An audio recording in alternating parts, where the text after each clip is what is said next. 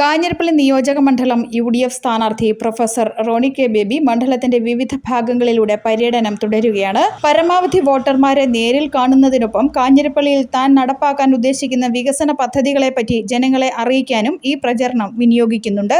ഇന്ന് രാവിലെ പള്ളിക്കത്തോട് പഞ്ചായത്തിന്റെ പരിധിയിലെ വിവിധ സ്ഥലങ്ങളിലാണ് പര്യടനം നടത്തിയത്. കാഞ്ഞിരപ്പള്ളി മണ്ഡലത്തിൽ ജനങ്ങളുടെ അടിസ്ഥാന ആവശ്യങ്ങളായ കുടിവെള്ളം, റോഡ്, പാർപ്പിടം എന്നിവയ്ക്ക് മുൻഗണന നൽകുമെന്ന് പ്രൊഫസർ റോണി കെ ബേബി അറിയിച്ചു. തകർന്നു കിടക്കുന്ന ഗ്രാമീണ റോഡുകളാണ് മണ്ഡലത്തിലെവിടെയും. കൂടാതെ മണ്ഡലത്തിന്റെ വിവിധ സ്ഥലങ്ങളിൽ കുടിവെള്ളക്ഷാമവും രൂക്ഷമാണ്. ഇത്തരം ആവശ്യങ്ങളാവും താൻ വിജയിച്ചാൽ ആദ്യം നടപ്പാക്കുകയെന്ന് അദ്ദേഹം പറഞ്ഞു. ഏറ്റവും വലിയ ബുദ്ധിമുട്ട് ഞാൻ മനസ്സിലാക്കുന്നത്, ഒന്ന് ഗ്രാമീണ റോഡുകൾ തകർന്നു കിടക്കുന്നത്, രണ്ട് കുടിവെള്ളത്തിന്റെ വലിയ രൂക്ഷമായ പ്രതിസന്ധിയാണ്. അത് പള്ളിക്കത്തോട് മാത്രമല്ല, ഈ കാഞ്ഞിരപ്പള്ളി നിയോജകമണ്ഡലത്തിൽ എമ്പാടുമുണ്ട്.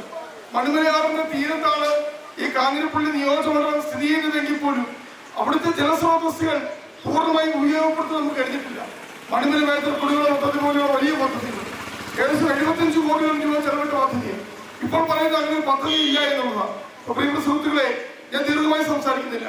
നിങ്ങളുടെ ഒരു ജനപ്രതിനിധിയായി തെരഞ്ഞെടുക്കപ്പെടുവാൻ ഭാഗ്യമുണ്ടായാൽ എന്റെ പ്രഥമ പരിഗണന എന്ന് പറയുന്നത് ജനങ്ങളുടെ അടിസ്ഥാന ആവശ്യങ്ങൾ. പള്ളിക്കത്തോട് മുണ്ടൻകവലയിൽ നിന്ന് ആരംഭിച്ച പ്രചരണം 58 കോളനി, മുക്കാലി, പുല്ലാനിത്തകിടി, ഇളമ്പള്ളി, മന്ദിരം കവല, ആനിക്കാട്, പള്ളിക്കത്തോട്, കാക്കത്തോട്, കദളിമറ്റം, കയ്യൂരി, അരുവിക്കുഴി, വഞ്ചിപ്പാറ, ചപ്പാത്ത്, വേരിങ്കൽപ്പാറ എന്നിവിടങ്ങളിലെ സ്വീകരണം ഏറ്റുവാങ്ങി ഉച്ചയോടെ നെയ്യാട്ടുശ്ശേരിയിൽ സമാപിച്ചു. സ്ഥാനാർത്ഥിക്കൊപ്പം നിരവധി പ്രവർത്തകരും റോഡ് ഷോയിൽ അദ്ദേഹത്തോടൊപ്പം ഉണ്ടായിരുന്നു. മാറ്റങ്ങൾ ആഗ്രഹിക്കുന്ന കാഞ്ഞിരപ്പള്ളി മണ്ഡലത്തിലെ ജനങ്ങൾ തന്നെ വിജയിപ്പിക്കുമെന്ന ഉത്തമ വിശ്വാസത്തിലാണ് professor Roni K Baby. News bureau, Kanjirappally.